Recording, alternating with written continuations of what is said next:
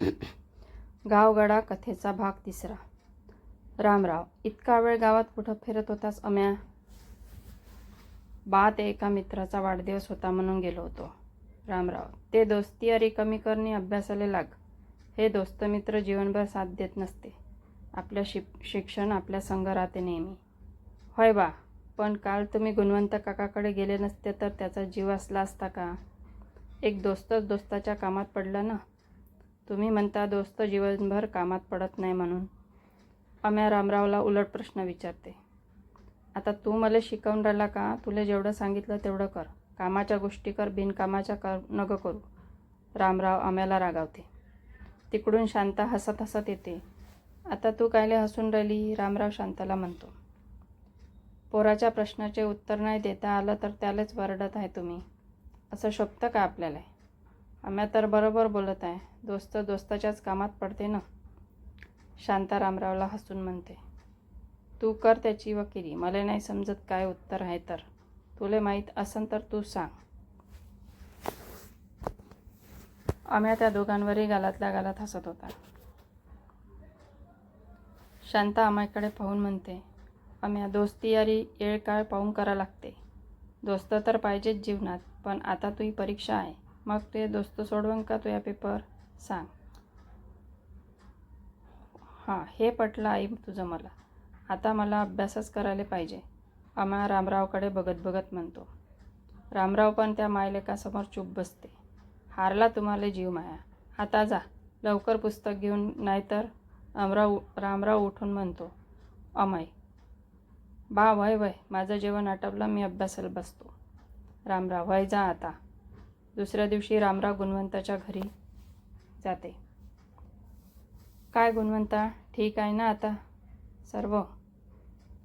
गुणवंता म्हणतो. हो भाऊ, तुमच्यासारखा मित्र असल्यावर समजा ठीक राहीलच. गुणवंताची बायको रामरावसाठी चहा घेऊन येते. त्याची दोन्ही पोरं खेळत असतात. रमा. बरं झालं काल तुम्ही वेळेवर आले. जीव वाचला. नाहीतर एकटीनं काय केलं असतं? जे झालं ते झालं. आता समोरचा विचार करायला पाहिजे, नाही का गुणवंता?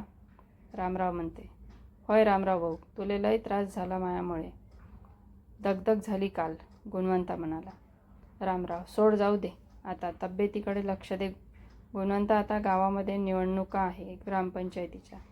गावामध्ये कोण उभं राहील कोण नाही याची चर्चा सुरू आहे. तू राहतोस का उभा? यावेळी माजी सरपंच आपल्या मोठ्या मुलाला उभं करणार आहे म्हणे. गुणवंता. हो का? मग राहू द्या ना. पण मला नाही राहायचं. तुम्ही राहत असाल तर राहा. माया पाठिंबा आहे तुम्हाला. पण सरपंचाचा पोरगं तर लय वाया गेलेला आहे माया, ऐकलं म्या. रामराव. हो ना, म्हणून तर अडचण आली ना. पण सरपंचाचा आग्रहच आहे तसा, पोराले सरपंच बनवण्याचा. गुणवंता. कोण जाणे मग तो गावचा विकास करणार की स्वतःचा. पण मला नाही वाटत सरपंच मोरके पाटील त्याला उभं राय म्हणते म्हणून. ते त्या पोराची चाल आहे. त्याचा बाप उभा ठेवणार आहे म्हणून सांगते गावभर.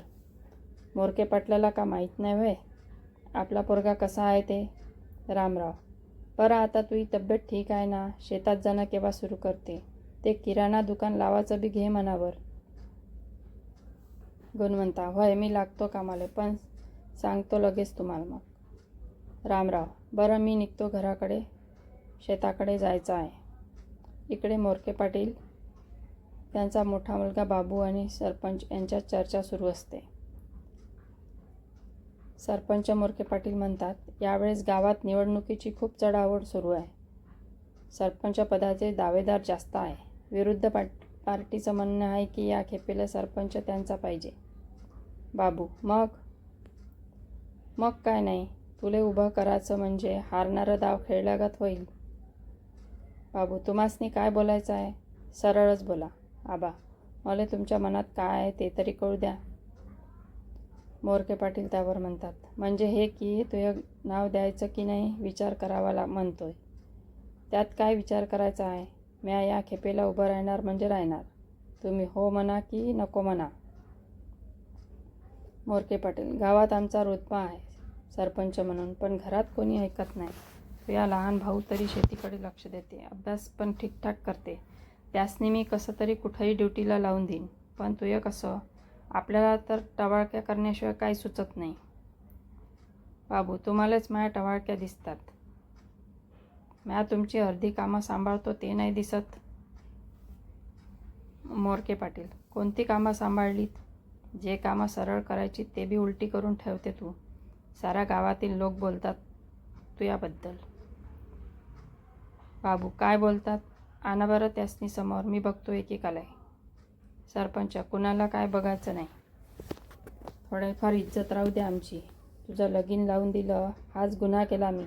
गरिबाघरची फोर आहे म्हणून ऐकून घेते, नाहीतर माहीत नाही काय झालं असतं. बाबू, हो का? मला यावेळेस उभं राहण्यास तिकीट मिळवायचं काम तुमचं. बाकी समोरचं माझं म्या बघून घेईन. मोरके पाटील, म्या बघेल. गावातील काही लोकांचा विचार घ्यावा लागते.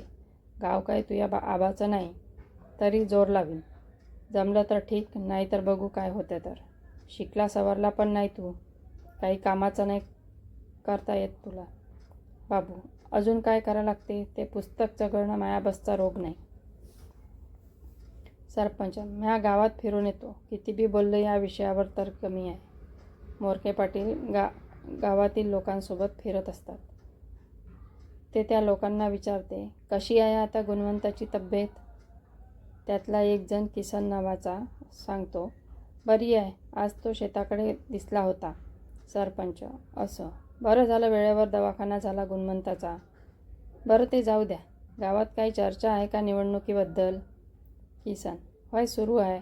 तिकडल्या वाड्यातील पाटलाचा मुलगा पण आहे शर्यतीत असं ऐकलं. मोरके पाटील म्हणतात, म्हणजे सौमित्र पाटलाचा काय? तुमचं काय मत आहे यावर? मला नाही वाटत तो उभा राहील म्हणून. तो कुणाला दुसऱ्याला उभा ठेवन. दुसरा एक त्यावर म्हणतो, काय राहणार? तुम्ही सांगा बाबू काय म्हणतो. सरपंच, तो लय जिद्दीला पेटला आहे उभा राहायसाठी. काय करावं तेच समजेना झालंय. त्याला वाटते तो उभा राहिला की झाला सरपंच. त्यासनी समजावा की तुम्ही पाटील साहेब. एक जण मोरके पाटलाला म्हणतो. गावातील लोक लय समजून झालं, पण तो काही समजेना. मला तर वाटते त्याला उभं नाही ठेवलं तर तो मायाच विरोध करण घरात. मोरके पाटील गावकऱ्यांना सांगते, नग घरात वाद नग करू द्या त्याला. काय करायचं? शेवटी जिंकून आणणं लोकांच्या हातात आहे. एक गावकरी म्हणतो, तुमचं बरोबर आहे. मी आता शांतच बसतो. तिकीट मिळाल्यावर बघू काय होतंय. यावर एक उपाय आहे, एक गावकरी सुचवतो. कोणता? मोरके पाटील विचारते. तुम्ही सौमित्र पाटलाच्या मुलाचं मत घ्या. त्याला गावातलं समज माहीत राहते. तो बरोबर सांगन काय परिस्थिती आहे तर गावातली. हो, मला ही असंच वाटते, पण बाबूले ते आवडणार नाही. अमोलचा राग करतो तो. तो उभा राहिल्याशिवाय त्याला निवडणूक काय हे समजणार नाही, म्हणून त्याच्या मताने होऊ द्या असे मला वाटते. दुसरा एक गावकरी असे सुचवतो. तोच विचार मी बी करतोय. चला आता, पाय दुखले फिरून फिरून, जाऊ घरी. बाबू घरी आला की नाही ते बघतो. त्याची आई इथे नसल्यानं फिरत असतो गावात. घरची ओढ नाही त्याला. सुनबाई त्याची वाट बघत असते. मग मोरके पाटील असे म्हणून घराकडे निघून जातात. बाकी गावकरी पण मोरके पाटलासोबत निघतात. कथेचा पुढील भाग पुढच्या भागात बघू. वाचून समीक्षा नक्की द्या. लाईक करा, शेअर करा आणि सबस्क्राईब करा.